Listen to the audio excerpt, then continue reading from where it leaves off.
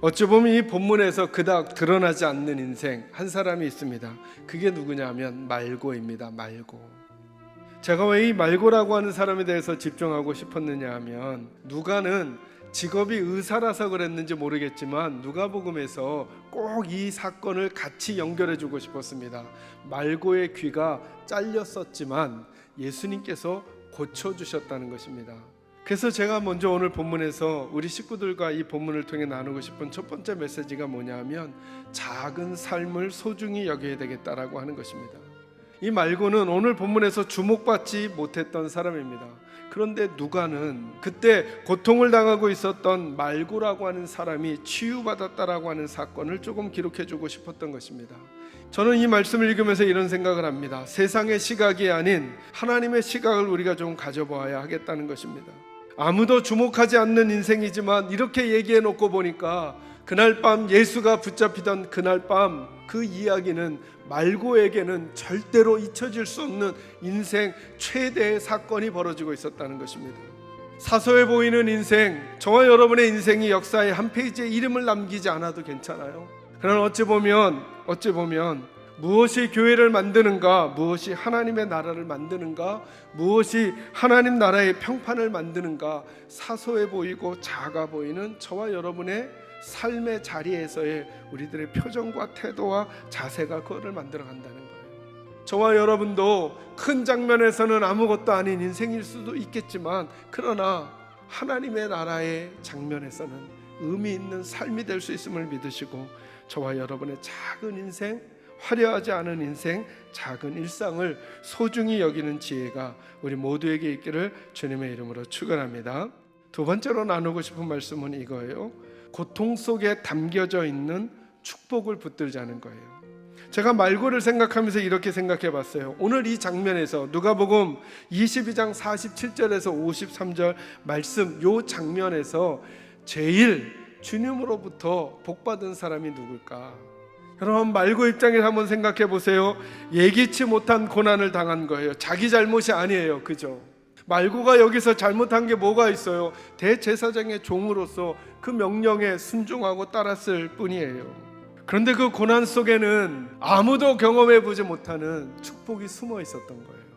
자기가 잡으러 왔던 그 예수가 갑자기 자기의 목숨을, 자기의 신변을 보호하기도 급한 그 시간일 텐데, 다른 사람들의 모든 아우성과 소리 지르면 마치 없는 듯이 자기의 제자를 저지하고 떨어진 내 귀를 틀어 내 오른쪽에다가 다시 붙여주는 일을 해주는 거예요. 그런데 그게 붙어버렸어요.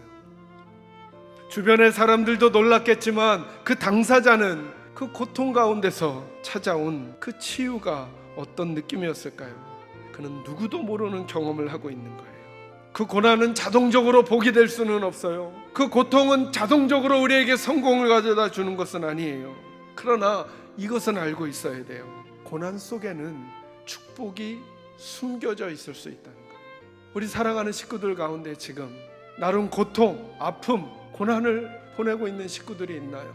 그래서 그 고난과 고통, 아픔 때문에 하나님의 자녀다운 태도를 때로는 놓치게 되는, 그리고 그럴 유혹을 받는 상황에 있다면, 내가 당한 이 고난이 도리어 축복을 담고 있을 수 있다는 사실을 보므로 주님 앞에 바른 태도와 자세를 회복할 수 있는 은혜가 있기를 주의 이름으로 축원합니다. 마지막 세 번째로 바른 태도를 결정해야 한다는 것입니다. 지금까지는 말고의 현재까지의 상황이었어요. 근데 성경은 말고가 이 만남 이후에 어떤 인생을 살았는지를 우리에게 알려주지 않아요. 전혀 정보가 없어요. 그러면 어찌 보니까 이 말고의 이 사건이 열려진 결말로 저희에게 있거든요. 이렇게 놀라운 주목을 받고 놀라운 경험을 한 이 말고가 그 다음에 어느 쪽의 삶을 살았을까는 무엇으로 결정되는 거냐면, 이제 그의 선택으로부터 결정되는 거죠.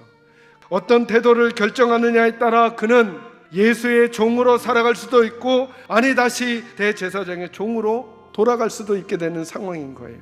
근데 여러분, 이것은 저와 여러분이 날마다 예배 가운데, 말씀 가운데, 기도 가운데 경험하게 되는 삶의 기로예요. 저는 말고가 예수의 종으로 살았으면 얼마나 좋았을까라고 하는 기대가 있어요.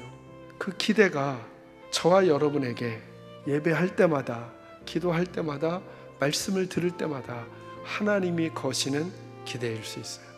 말씀을 들었으니, 기도했으니, 예배에 참여했으니 너희는 이런 너희가 되어주면 안 되겠니? 라는 주의 기대가 저와 여러분에게 있음을 꼭 기억하시고, 이제 이 자리를 떠나는, 그리고 이 예배의 시간을 떠나는 그때부터가 진짜 저희들이 살아갈 인생이라는 사실을 기억하시고 주님 쪽으로 걸어가는 저와 여러분이 되시기를 주님의 이름으로 축원합니다.